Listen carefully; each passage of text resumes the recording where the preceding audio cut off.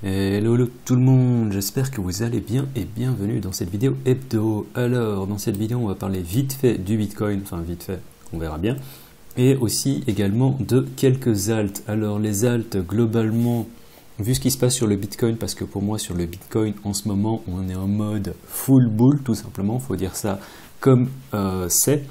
Les alts, pour moi, tant qu'ils sont dans le top 30, je disais, vous pourrez les acheter les yeux fermés, entre guillemets.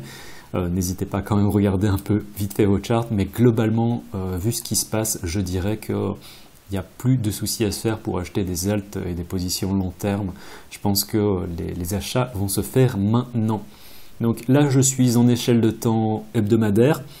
La semaine n'est pas encore terminée, mais globalement, ce qu'on a eu ces 2 dernières semaines, enfin ce qu'on a eu déjà depuis, si on accepte la consolidation ici, ce qu'on a eu globalement déjà depuis ici, ce sont juste des semaines vertes, et en l'espace de 2 mois, on peut voir qu'on a quand même fait 105% sur le Bitcoin, donc on a plus que doublé la valeur. Alors si on regarde depuis les plus bas, c'est-à-dire les 3002, sur le Bitcoin, on est quand même venu faire un 161%. Donc je pense que personne n'a eu le... Enfin, si vous l'avez eu, ben, félicitations, mais je pense qu'il y a très peu de gens finalement qui ont eu le top ici et qui ont gardé jusque... qui ont gardé leur position ouverte jusque maintenant, ne serait-ce qu'à cause de toutes ces semaines qu'on a eu ici, cette énorme contraction des prix avant de connaître l'expansion qu'on a en ce moment. Alors, sur le weekly, bon ben c'est très bien, on attendra la fin de la semaine avant de se faire une idée sur cette barre-ci, mais en attendant, c'est très très positif et il n'y avait véritablement aucun souci. On peut voir qu'on est également venu taper dans ce bloc qui fait office, on va dire, de résistance en ce moment. Est-ce qu'on va passer d'un seul coup au-dessus? J'ai des doutes, mais je ne voyais pas non plus cette résistance et cette résistance-là cassée en une seule fois. Donc je ne vais pas non plus commencer à dire « Ah non, je ne vois pas cette résistance cassée » parce que pour le moment, tout pourrait se passer. Ceci dit, j'émets quand même des doutes et je pense que ceci va enfin nous servir de résistance, qu'on va connaître une petite retrace. La question, c'est de voir où est-ce que la retrace va nous mener. Il y a plusieurs possibilités, alors ça on va les regarder tout de suite, mais globalement si on arrive à faire une cassure, et là on dirait davantage sur le daily, si on arrive à faire une cassure du daily au-dessus de ces zones qu'on retravaille en tant que support, ben pour moi c'est la porte ouverte tout simplement aux 10 000. Faut dire les choses comme elles sont. Alors j'avais déjà dit ça dans le groupe Discord et c'est quelque chose que j'ai eu du mal à écrire, dans le sens où voilà, je crois que j'étais en phase de déni. Je ne sais pas si vous voyez le Wall Street cheat sheet, mais globalement, j'étais en phase de déni, c'est-à-dire que je ne voyais pas Bitcoin monter aussi vite, aussi haut. Donc, possiblement, on pourrait aller chercher les 10 000 et de là connaître une correction. Si on a une correction de 20 à 30%, c'est pas exclu. Donc, c'est-à-dire qu'on vient retaper ici pour ensuite redescendre. Mais comme je l'ai déjà dit, je penche davantage pour un mouvement correctif ici. La question maintenant, c'est où est-ce qu'on pourrait éventuellement corriger. La première target sur le daily, on peut voir, hein, c'est tout simplement ce bloc ici. Ce bloc, ça correspond également avec... ça correspond plus ou moins à la partie, donc cette ancienne résistance ici, donc elle pourrait nous servir de support. Sur le weekly, ici, on a un bloc ici, hein, je pense. On va regarder vite fait. On a un bloc un peu plus haut, donc on pourrait éventuellement venir taper dans ce bloc en daily ici. Et si on regarde sur une échelle de temps en 4 heures, alors pour le moment en 4 heures, on est au sein d'une consolidation et on pourrait dire qu'on range sur le 4 heures et on a un range qui se formerait plus ou moins comme ça. Alors là, ça commence à devenir un peu compliqué, donc je vais l'effacer. Mais globalement, si on vient casser ici en dessous, si on casse ici, je pense qu'on a toutes les chances de venir chercher dans cette zone à 7100, voire les 7000. Et là, ce serait quand même une première zone d'achat si jamais ça venait à se passer. Alors si jamais on fait un FIB aussi à partir du mouvement, tiens, on va regarder aussi ce que ça donnerait un FIB. J'ai pas encore fait ça, donc je le fais avec vous. Ce sera assez simple. Alors si on prend le mouvement aussi à partir d'ici, hein, je préfère pas le prendre à partir de là, le 50% du FIB, ça nous mettrait à 6600, et regardez où est-ce que ça nous met aussi le 6600, c'est pile poil cette ancienne zone de résistance ici. Donc ce serait pas étonnant qu'on vienne retravailler ça en tant que support. Est-ce que ça va se faire? Je ne sais pas. Et est-ce que c'est pas aussi possible qu'on vienne descendre plus bas? Oui, tout à fait. Mais en attendant, comme j'ai dit, on est en mode, on est en bull mode, et pour moi, ça fait sens véritablement d'acheter les dips. On pourrait également venir chercher ce bloc, mais on est quand même assez bas. Et si ça arrive, parce que ça voudra dire quand même repasser sous les 6000, je pense que ce sera racheté de manière véritablement très très rapide. Et tous ceux qui pensent aussi, par exemple, que Bitcoin va revenir à 3000, je pense que vous pouvez attendre très très longtemps, parce que pour moi, à moins que le marché véritablement se crache, je ne vois pas ça arriver du tout. Déjà, je vous avais expliqué la dernière fois, pour moi, les 4007, c'est quelque chose qui n'arrivera pas. Ici, on a véritablement cette zone de consolidation qui est restée pendant... Enfin, voilà. Cette zone ici, on est venu de avril jusque mai, enfin on est resté un mois dans cette zone, et on a une jolie consolidation ici, et je ne pense pas, si on vient descendre en dessous de ça, en fait ça voudrait casser ça voudrait dire qu'on casse la structure de marché, et ce serait pas positif du tout. Donc d'un autre côté, ça veut dire aussi qu'on pourrait retracer aussi bas que 5000 sans casser cette structure de marché haussière, mais pour le moment je ne vois pas ça arriver. C'est possible, mais je ne vois pas ça arriver, et ce qui serait l'idéal, je dis l'idéal parce que ça permettrait d'avoir une prise de position idéale, dans le sens où si on entre à 5500, on peut voir que ici c'était ce bloc, et on est venu taper plusieurs fois dedans. Si on arrive, après là on l'a déjà retravaillé, hein, donc on a eu un flip ici, mais si on arrive encore à retaper une fois dedans, ce serait quand même l'entrée optimale, je dirais. Tant qu'on est dans cette structure de marché haussière, parce que si on vient descendre plus bas que ça, c'est pas positif. Mais globalement, donc là je vous ai donné différentes possibilités. Je pense pas qu'on vienne redescendre aussi bas, mais si on vient descendre aussi bas, véritablement, je pense que ce serait la meilleure solution, c'est d'acheter ici, mais je vois pas ça arriver.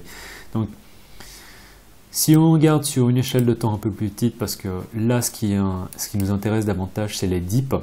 Je ne suis pas intéressé par acheter le bas de ce petit range qu'on est en train de former sur le 4 heures. Je serais davantage intéressé pour acheter les 7000. Donc de toute façon, Bitcoin, c'est quelque chose que j'avais aussi expliqué dans le groupe Discord. Hein. C'est que bon, j'avais une position qui était en accumulation de toute façon depuis assez longtemps, qui me sert à trader justement. Et j'ai pas fait de trade en fait, hein. C'est-à-dire que j'ai pas pris position ici à 4000, j'ai pas pris de position ici, j'ai pas réussi à... J'ai ridé aucun de ces mouvements haussiers, et en ce sens, c'est ce que je disais dans le groupe Discord, c'est que j'ai raté le train sur Bitcoin, mais que je me refuse à rater le train sur les alts. Alors les alts, ça veut dire quoi? J'avais parlé de 3 alts dans le groupe Discord, on va en regarder 2 ici, parce que le troisième, c'est davantage une préférence personnelle. Les 2 autres, c'était Ethereum et Ripple. Alors, Ripple, enfin XRP.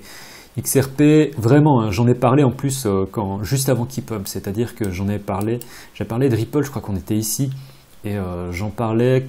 Alors c'est une question de chance, hein, parce que rien en termes de timing ne me permettait de me dire que voilà, ça allait pumper à partir de là.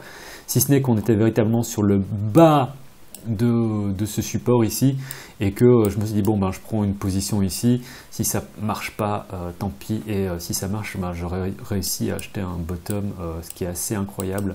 Donc dans ce cas là j'ai acheté le bottom, j'ai fait la même chose sur Ethereum, et on va revenir un peu après. Donc ici, suite à ça, on a eu une montée à 4800, ça fait 20% en l'espace de quelques heures. Là, on est venu carrément taper les 5600, et on est en ce moment en train, on est au-dessus de ce bloc, donc ça c'est positif. Pour être vraiment positif sur Ripple, je voudrais que l'on passe au-dessus de cet ancien mini support qu'on peut voir ici. Alors là, je suis en 4 heures, mais je voudrais qu'on passe au-dessus. Et il y a un membre qui m'a posé la question, est-ce que tu penses que c'est trop tard? Alors il m'a posé la question qu'on était à 4008, là on est quand même à 5004, donc c'est un peu différent.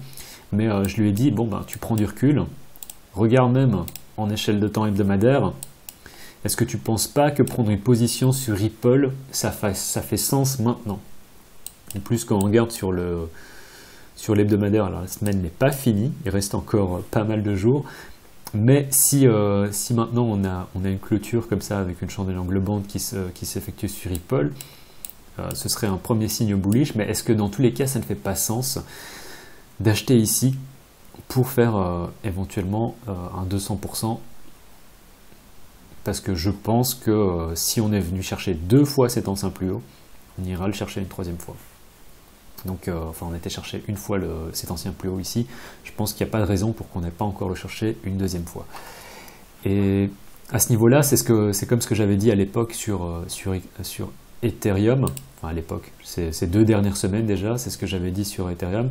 Est-ce que ça ne fait pas sens de prendre position sur Ethereum? Alors, je vous avais montré le chart de l'Ethereum contre une monnaie fiat, mais c'est valable également pour Ethereum contre le Bitcoin. On est dans ce de range depuis donc septembre 2018. On est sur le bas du range. Ethereum a rarement été à des prix aussi bas. J'ai acheté ici, j'ai eu énormément de chance en termes de timing parce que j'étais derrière le PC et que dernièrement je suis quand même assez peu derrière le PC. Aussi le fait qu'on passe en mode bull, ça veut dire qu'on peut garder des positions ouvertes beaucoup plus longtemps qu'auparavant. C'est-à-dire qu'on n'est plus du tout en 2018 et là on peut se permettre d'acheter ici pour espérer encore acheter, si maintenant ce niveau ne tient pas, pour éventuellement continuer à acheter plus bas. Tout simplement parce que Bitcoin est en uptrend et si Bitcoin est en uptrend, ben les alts à un moment vont finir par pumper. Il va y avoir une rotation en termes de liquidité, donc je vois ça totalement arriver. Ethereum, donc là c'est la même chose, hein. Est-ce que ça fait pas sens de commencer à acheter maintenant? Et ça c'est quelque chose que je vous dis déjà depuis quelques semaines, hein, c'est acheter de l'Ethereum parce qu'on est vraiment sur des niveaux très très bas. Et il y a quelqu'un qui m'a posé la question sur Facebook, ouais mais Ethereum, tu penses 160 $, c'est bien? Je dis bah écoute, là je pense que je vais faire je vais dire quelque chose, je pense qu'on ne reverra pas les 160 $, on les reverra jamais en fait. Sauf si vraiment on a un crash. Mais là, tel que c'est parti, avec l'augmentation des volumes, non, on ne reverra pas les 160 $. Ceux qui ont acheté, et c'est le cas de cette personne qui m'a contacté sur Facebook, je dis, t'as acheté à 160 $, mais c'est une super entrée. C'est une super entrée. Et non, je pense pas qu'on vienne redescendre, parce que si on redescend à 160, ça voudrait dire quoi? Qu'on redescende 30% à partir de là où on est en ce moment. Je vois pas ça arriver. Non, vraiment. Tu as une super entrée, donc félicitations à toi, et puis c'est tout, quoi. Donc, je vous avais montré ce chart. Excusez-moi. Je vous avais montré ce chart les 2 dernières semaines. Hein. Je vous avais dit, bon, on était quelque part ici, et je vous avais dit, il n'y a pas de signe évident. Alors on est passé au-dessus des 200 $, donc depuis, oui, il y a quand même des signes évidents de bullishness, de positivité absolue.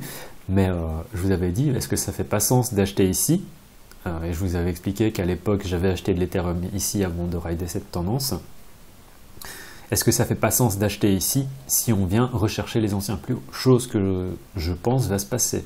Alors, dans un premier temps, je regarde dans tous les cas ce qui va se passer davantage ici, je dirais les 400 $.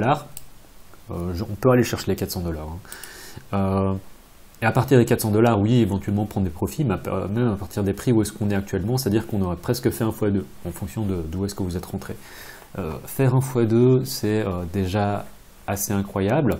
Alors je dis pas que si on arrive là, on va continuer, c'est pas impossible, hein. Mais si on arrive là, oui, il faudra quand même prendre des profits. J'avais parlé de la cible des 200 $. Moi, ce que je vous dis maintenant, c'est que je ne touche pas à Ethereum, sauf si vraiment on a un dip, mais je ne vends pas mes Ethereum tant qu'on n'est pas à nouveau remonté à 300, 400 $. C'est ce que j'avais dit à cette personne, c'est je ne touche pas à ça. Pour moi, la cible, c'est 400 $ et puis c'est tout. Et puis, parlant de ça, ça me fait penser à ce qui s'est passé sur Bitcoin Cash cette semaine également. Il y a déjà, lorsqu'on a eu le breakout sur Bitcoin Cash, à l'époque, je vous avais dit, bon, ben, je vois pas de raison pour laquelle on n'irait pas chercher 350. Alors là, on parle d'euros. Mais on a eu le breakout et je vous avais dit, bon, pour moi, il n'y a vraiment pas de raison pour laquelle on n'irait pas chercher 350 € sur Bitcoin Cash. On peut voir c'est ce qui s'est passé. Là, on est un peu redescendu, on est à 330. On pourrait éventuellement avoir une petite correction qui nous emmène au nouveau 280.